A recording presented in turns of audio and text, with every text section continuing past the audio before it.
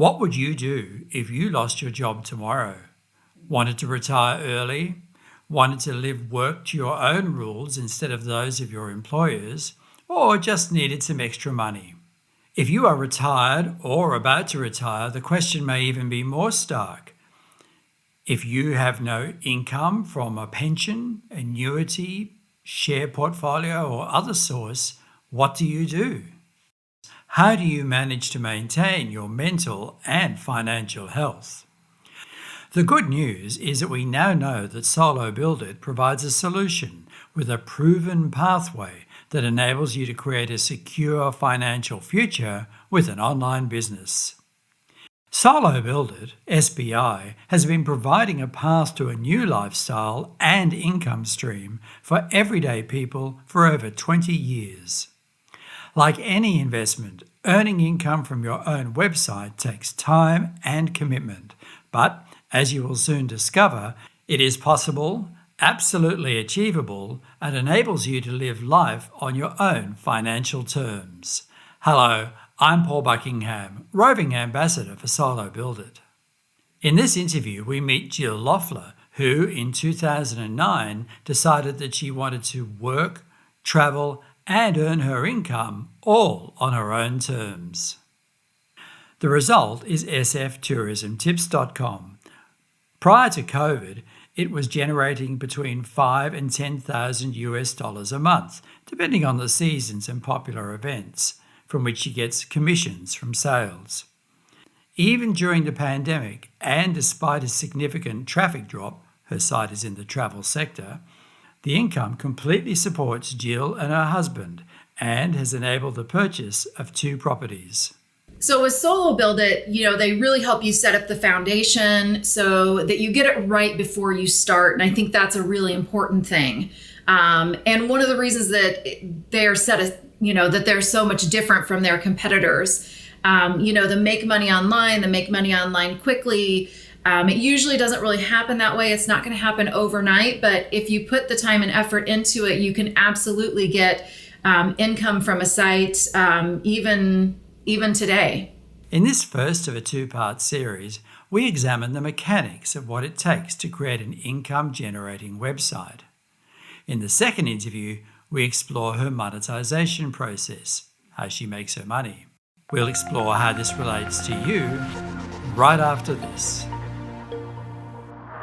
Let's go back to day one, if you like, day zero of you creating a website. What was the motivation for even looking at the idea in the first place? Because really, somebody's working, they've got a day-to-day job. They don't normally go, I think I'll look at websites. Well, there were a couple of different reasons that I decided to start a website. It was something that I had in my head for a few years before I even really got serious about it and started researching it to try to figure out the best way to do it.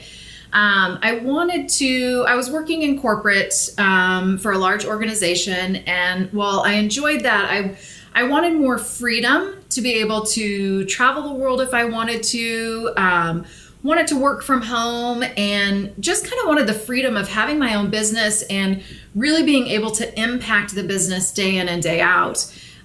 Working for the large corporations that I worked for, you don't really get to be as impactful as you can when you are with a smaller organization, or especially if you have your own organization. So that was kind of the motivation. It was something I always wanted to do.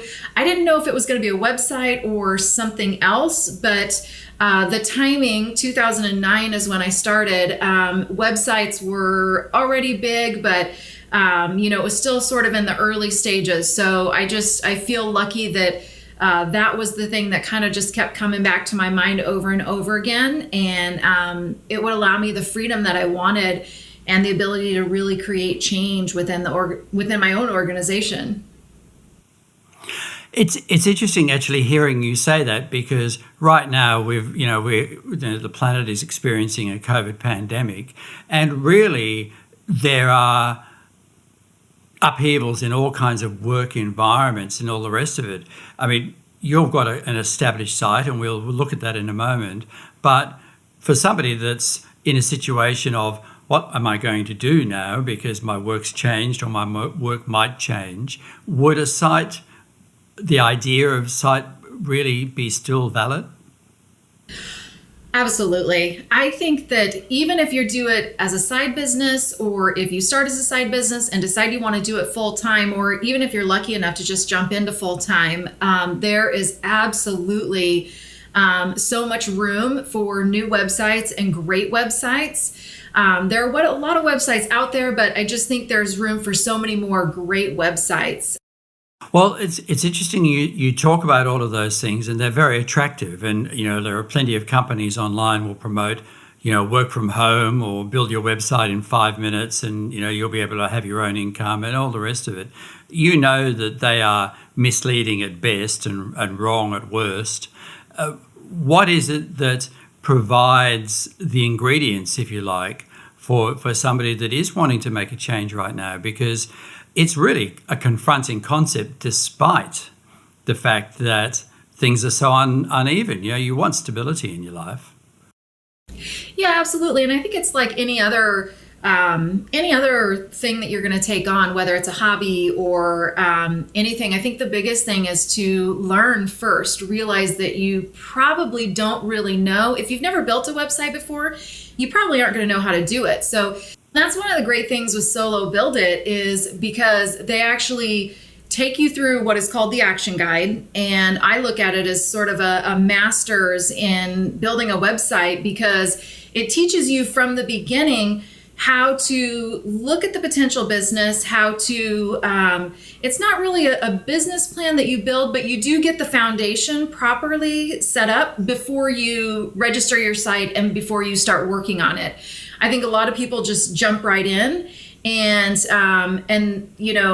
6 months down the road, a year down the road, they realize that they've made some mistakes and they kind of have to go back and start over again. So with Solo Build It, they really help you set up the foundation so that you get it right before you start. And I think that's a really important thing. And one of the reasons that they're that they're so much different from their competitors, the make money online quickly. It usually doesn't really happen that way. It's not going to happen overnight, but if you put the time and effort into it, you can absolutely get income from a site, even today. What was your general journey at the beginning? Well, my journey is probably very similar to other people's journeys, but even with the Solo Build It, the action guide, and all the help from Solo Build It in order to get started, I was so anxious to get started. I wanted to get my website going. I wanted to be making, 100,000, 200,000 in the first 6 months, and, just what everybody thinks when they first start a website. And so what I did is I started a red wine site, and this was February of 2009. And after, it was 4 or 5 months, then I started a second site, which was a San Francisco site. And I thought I knew what I was doing, and I was, building, and it became too much, because one, I was trying to learn how to build websites. And then at the same time, then I had 2 sites that I was trying to build. And at the time I was also working a full-time job. So it didn't work out. I started too quickly, and I wish I would have taken a step back, really gone through the action guide. What I realized really a year or 2 later is that my red wine topic, one, I didn't know enough about it to really be writing about it. And 2, it was just such a broad niche that it would have just taken me forever to try to win in that space. So after I sort of figured all this out, took a step back and really looked at what I was doing, what I was working on, I decided to let the red wine site go and really focus on the San Francisco travel site. And that is one that I still focus on today. We're going to talk about the San Francisco travel site in a moment, but I do want to clarify one thing when you talk about building a site. The picture that comes up in my mind is that somebody is literally constructing something, or there involves skills that I just don't have as an individual. What do you mean by building? Well, there are a lot of different pieces of what is called building a site, but the great thing about Solo Build It is that you don't really have to be technically savvy in order to build a site, because they do have a block builder system. So really they're working on the pieces in the background. So they're making sure the site's up, they're making sure that it's doing whatever it needs to do on the background. And really most of what I'm doing is I'm building a site structure. So what pages do I want? What information do I want to include? Writing content. So, Jill, how about the design of the site? The look and feel. As you know, Solo Builder provides dozens and dozens and dozens and dozens of templates that a beginner can use as a basis for the look and feel of the site. I mean, the advantage clearly is that they can then go ahead and just focus on creating the content once they've got the basic look and feel done and the colors the way they want them.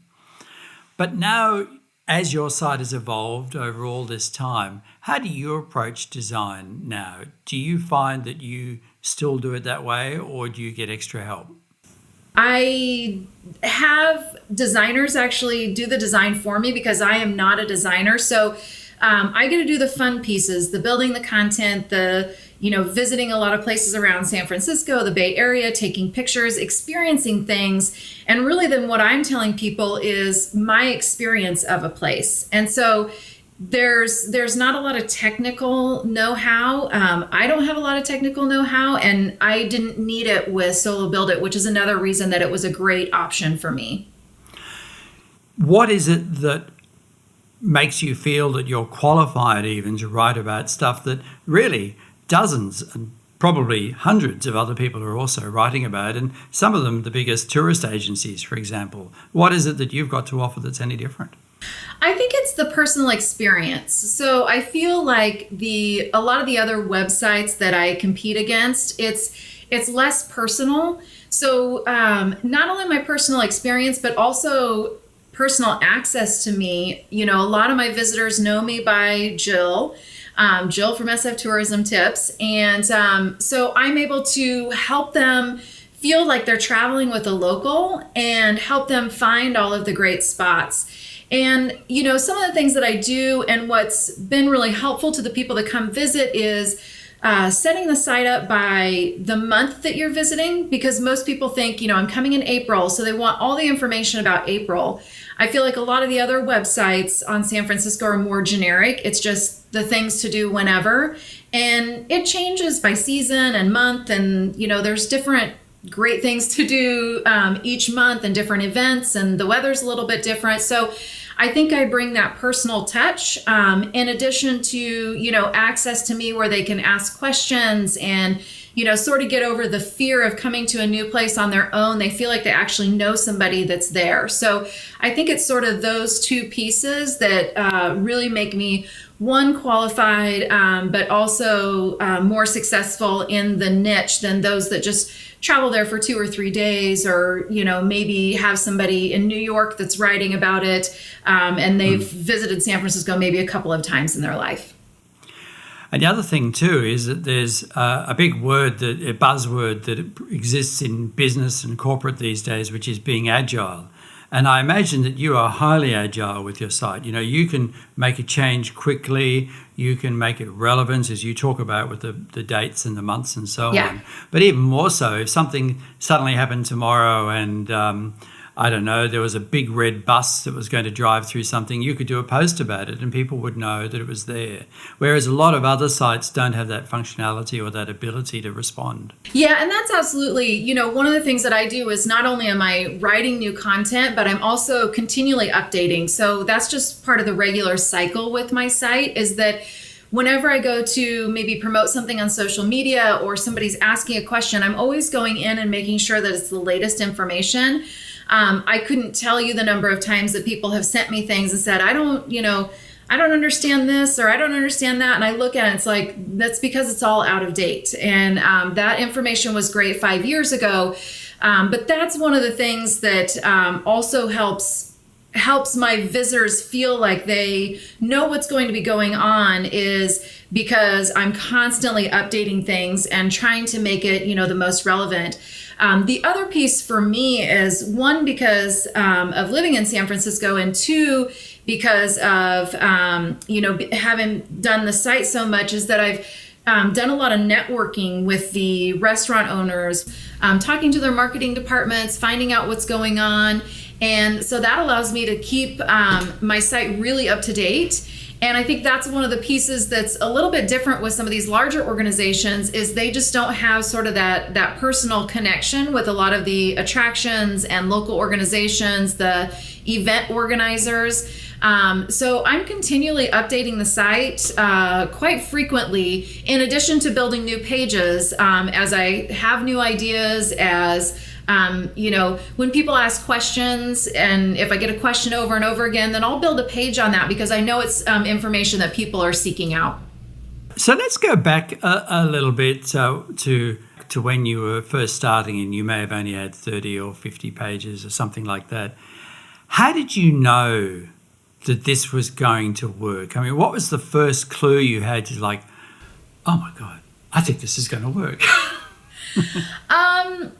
There are a couple of things. I knew that travel would be something that would work. I wasn't quite sure how at that time, because in 2009 there were a lot of sites, but not nearly the number that there are right now.